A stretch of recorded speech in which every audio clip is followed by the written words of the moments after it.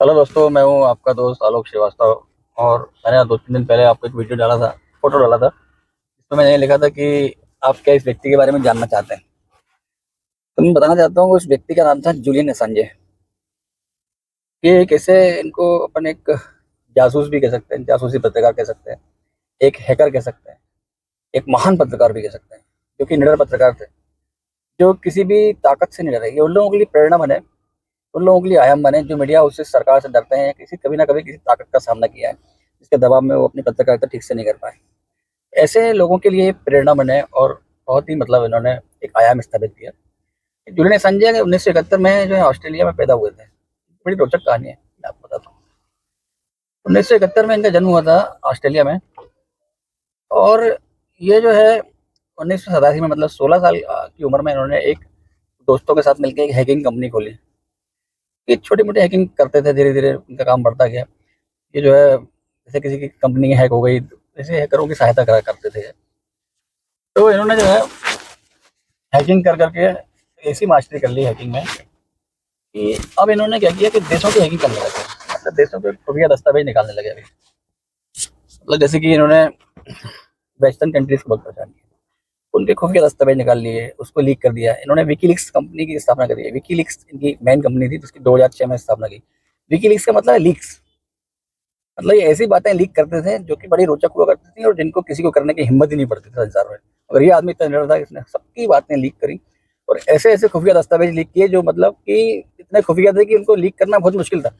और with proof, with footage, CCTV footage, with CCTV footage, ऐसे दस्तावेज लीक किए इन्होंने। जैसे कि इन्होंने वहां से फोटो कॉपी कर ली हो, पूरे प्रिंटर निकाल लिया हो, ऐसे प्रूफ के साथ ये विकीलीक्स में छापने लगे।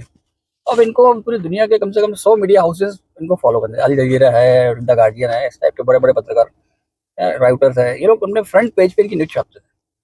तो इन्होंने अमेरिका को भी बहुत हैक किया। जैसे अमेरिका ने, कुछ उदाहरण देता हूँ छोटे मोटे, जैसे पाकिस्तान अफगानिस्तान पे अमेरिका ने हमला किया, बताया कि सब आतंकवाद की वजह से कर रहे हैं, जबकि था ऐसा कि उनको कुछ और चाहिए था, शायद मिनरल्स चाहिए उनके वहाँ के। बगदाद पे आक्रमण किया, इराक पे आक्रमण किया, वहाँ भी इन्होंने बताया कुछ, लेकिन था कारण कुछ और। इस टाइप की बातें ये लीक किया करते थे। तो अमेरिका की आंखों में खटकने लगे। जूलियन असांजे जो है अमेरिका की आंखों में खटकने लगा। अमेरिका से भिड़ना, मतलब आप सोचो कि अपन अपने देश की सरकार से भिड़ना मुश्किल है, तो सुप्रीम, मतलब तो दुनिया का सुप्रीम है, जिससे पूरा दुनिया डरती है, दुनिया के सारे देश डरते हैं, वो उससे बढ़ गए।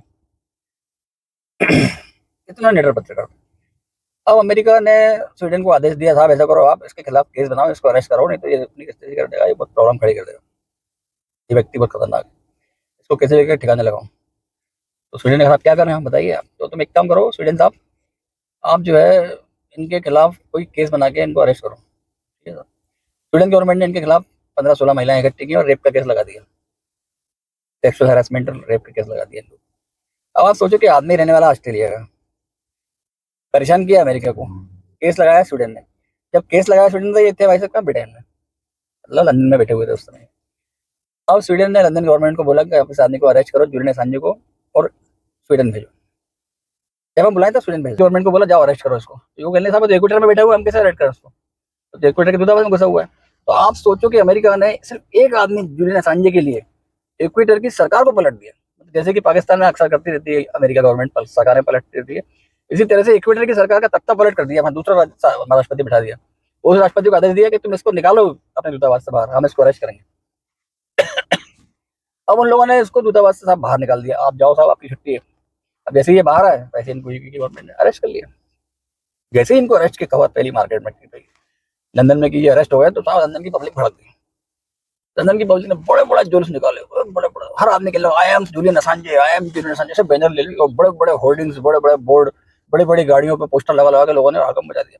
क्योंकि वहाँ फ्री प्रेस की आज़ादी है लंदन में, तो वहाँ इतना कोई कर नहीं सकता। अब यूके गवर्नमेंट पे इतना दबाव आ गया कि इनको लंदन अमेरिका भेजने ही मुश्किल हो गया उसके लिए। इवन वहाँ की कोर्ट ने तक मना कर दिया अमेरिका से कि साहब हम नहीं भेज सकते इनको वहाँ अमेरिका। तो अमेरिका ने कहा साहब आप ऐसा करो, जूलियन असंजे को अपने ही जेल में रख लो, इतना तो कर लो कम से कम। उन्होंने हाँ इतना कर लेंगे, तो इन्होंने अपनी जेल में रखो, जूलियन असंजे को लंदन में जेल में बंद हो गए। अब ये 2019 से 2024 तक जेल में बंद रहे। वहीं इनकी मार्टिना एस्टेलिन की एक वकील थी, वो इनसे मिलती थी, केस से संबंध में बार बार मिलना जुलना होता था, तो आपस में प्यार मोहब्बत होगी, इनकी शादी हो गई। इनके 2 बच्चे भी जेल में ही हो गए साहब। जेल में बड़े आराम से ठाट से रहे, वहाँ पे कोई इनको दिक्कत नहीं थी, वहीं से अपने प्रेस चलाते रहे। तो 5 साल जेल में हो गया, 5 साल 2 महीने। 2024 में इनके वकीलों को इन्होंने आदेश दिया कि अब आप जाओ अमेरिका से बात करो, क्योंकि पहले जाते तो अमेरिका में घंटे जाता। आप अमेरिका से बात करो कि अब हम आ रहे हैं आपके यहाँ, प्रस्तुत हो रहे हैं। अब चूंकि आपके कानून में ये है कि जो भी आपके सीक्रेट्स लीक करता है सजा है 5 साल। तो चूंकि हम 5 साल यहाँ काट चुके हैं सजा, तो आप हमें आपकी कोर्ट में आएंगे, आप हमें सजा दे नहीं सकते आपकी, क्योंकि काट चुके हैं हम 5 साल से। तो संजय साहब ने बात करवाई वकीलों से, उन्होंने कहा ठीक है आप भेज दो, हम हमारी कोर्ट में प्रस्तुत हो जाएंगे, कोई दिक्कत नहीं। इन्होंने भी चालाकी देखिए, अपनी शर्तों पर गए। मतलब जिद देखो साधने की, अमेरिका को झुकना पड़ा इसके आगे कि हाँ ठीक है तुम जहाँ कह रहे हो वहाँ आ जाओ यार, आ तो जाओ, लेकिन मतलब सही अपना ऑस्ट्रेलिया चले गए। तो ये इनकी कहानी थी, और ये इतने बिंदास पत्रकार थे जो ऐसे लोगों को, ऐसे मीडिया हाउसेस को सबक देते हैं। ऐसे मीडिया आयाम स्थापित किया है ऐसे मीडिया हाउसेस के लिए, जो ताकतों से डरते हैं।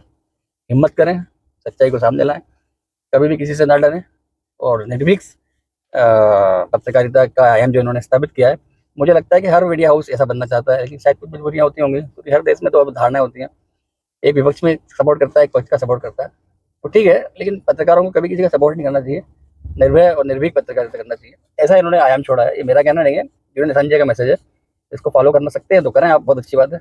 इतना ही मेरा कहना था। जय हिंद।